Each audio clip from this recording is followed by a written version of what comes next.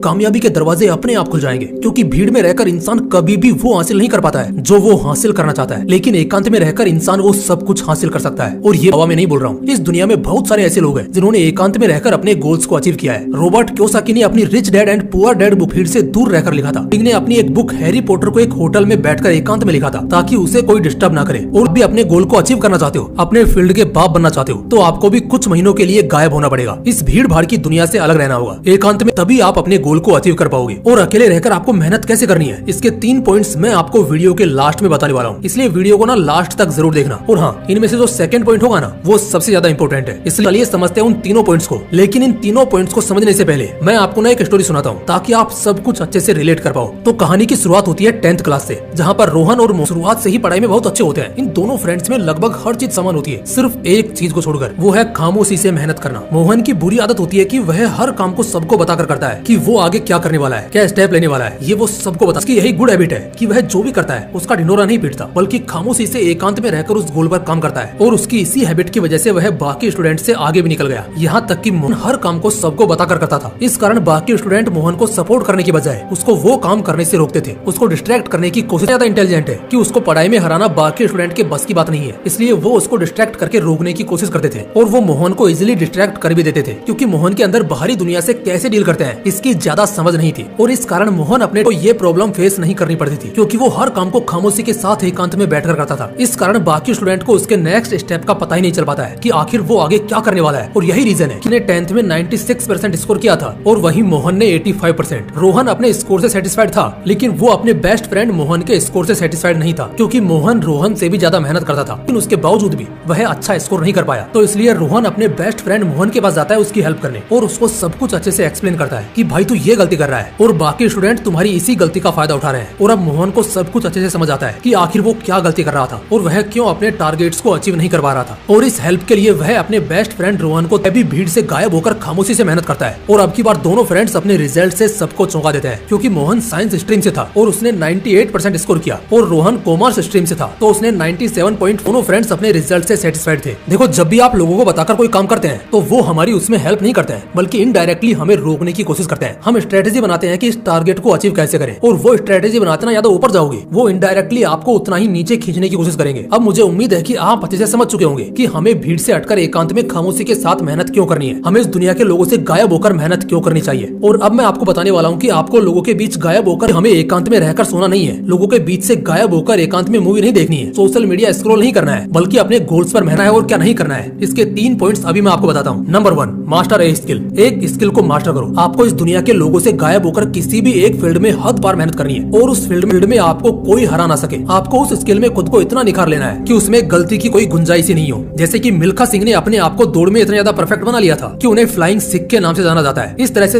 इसी कारण उसे बॉलीवुड का किंग कहा जाता है। तो ठीक इसी तरह से आपको भी किसी एक स्किल में इतना ज्यादा परफेक्ट बनना है कि आपकी पहचान उस स्किल से होने लग जाए। और यह तभी पॉसिबल हो पाएगा जब आप उस फील्ड में कड़ी मेहनत करोगे, हर दिन घंटों तक करोगे। अब आपकी वह स्किल कौन सी है जिसमें आप मास्टर बनना चाहते हो, ये आपको फाइंड करना है। और फाइंड करने के बाद आपको दिन रात एक कर देना है उसमें मास्टर बनने के लिए। इसको भी समझाऊंगा, लेकिन उससे पहले ये समझो कि जब आप दुनिया के लोगों से गायब होकर एकांत में मेहनत करोगे तो वहाँ पर आपको कोई भी डिस्टर्ब करने वाला नहीं होगा, सिवाय आपके स्मार्टफोन के। और ये आप अच्छे से जानते हो कि ये छोटा सा डिवाइस आपकी लाइफ को बना भी सकता है और बिगाड़ भी सकता है। तो सबसे पहले हमें इस पर ही कंट्रोल करना होगा, ताकि आगे चलकर इसकी वजह से कोई प्रॉब्लम क्रिएट ना हो। और यहाँ पर हमें यूज करना है मोबाइल को यूज करो। तो उससे पहले ये डिसाइड करो कि आपको स्मार्टफोन किस काम के लिए यूज करना है। क्या वाकई में आपका स्मार्टफोन से कोई काम है, या फिर यूं ही रील्स स्क्रॉल करने के लिए स्मार्टफोन ओपन कर रहे हो। देखो, मोबाइल मेडिटेशन एक ऐसी टेक्निक है जिसका यूज करके आप जो ये हद से ज्यादा अपने स्मार्टफोन और सोशल मीडिया को स्क्रॉल करते हो ना, उसको कंट्रोल। और इसके लिए आपको अपने स्मार्टफोन को यूज करने के लिए बस एक सिंपल सा डिसीजन लेना है कि आप जो ये स्मार्टफोन यूज करने वाले हो, क्या ये आपके काम के लिए यूज होने वाला है। और अगर इसका जवाब हाँ है तो आप स्मार्टफोन यूज कर सकते हो, लेकिन अगर इसका जवाब ना है तो आपको स्मार्टफोन हरगिज यूज करोगे। वो एजुकेशन पर्पज के लिए नहीं करोगे, बल्कि एंटरटेनमेंट के लिए करोगे। मोबाइल मेडिटेशन टेक्निक का यूज करने से आपको सही डायरेक्शन मिल जाएगी कि आपको क्या करना है और क्या नहीं, और इससे आप बिना डिस्ट्रैक्ट हुए लंबे समय तक अपने गोल्स पर अच्छे से मेहनत भी कर पाओगे। नंबर, ये पॉइंट न्यूट्रिशन की तरह है। जिस तरह चाहे हम एक दिन में कितनी भी हैवी डाइट ले लें, कितना भी न्यूट्रिशन ले लें, लेकिन इसका मतलब ये नहीं है कि हमें अगले दिन न्यूट्रिशन की जरूरत नहीं पड़ेगी। हमें हर दिन न्यूट्रिशन की जरूरत होती है। ठीक उसी तरह से आप चाहे एक दिन में 24 घंटे लगातार मेहनत कर लो, गोल पर मेहनत नहीं करनी है, बल्कि सक्सेस पाने के लिए आपको हर दिन मेहनत करनी पड़ेगी। और देखो, जब हम खुद एकदम से बदलने की कोशिश करते हैं ना, तो ये पॉसिबल नहीं हो पाता है, क्योंकि हमें इतनी जल्दी कोई रिजल्ट नहीं मिलता है और हम खुद को बदलने के चक्कर में डिमोटिवेट होकर उस काम को ही छोड़ देते हैं। देते हैं, लेकिन जब हम हर दिन लाइफ बदल सकते हैं और पता भी नहीं चलेगा। इसलिए हर दिन खुद को 1% बदलने की कोशिश करो, क्योंकि छोटे छोटे स्टेप्स मिलकर ही एक बड़ा बदलाव लेकर आते हैं। अगर आप ऐसा करते हो तो कुछ ही दिन बाद आप महसूस करोगे कि आप सच में बदल चुके हो। अपने आप को,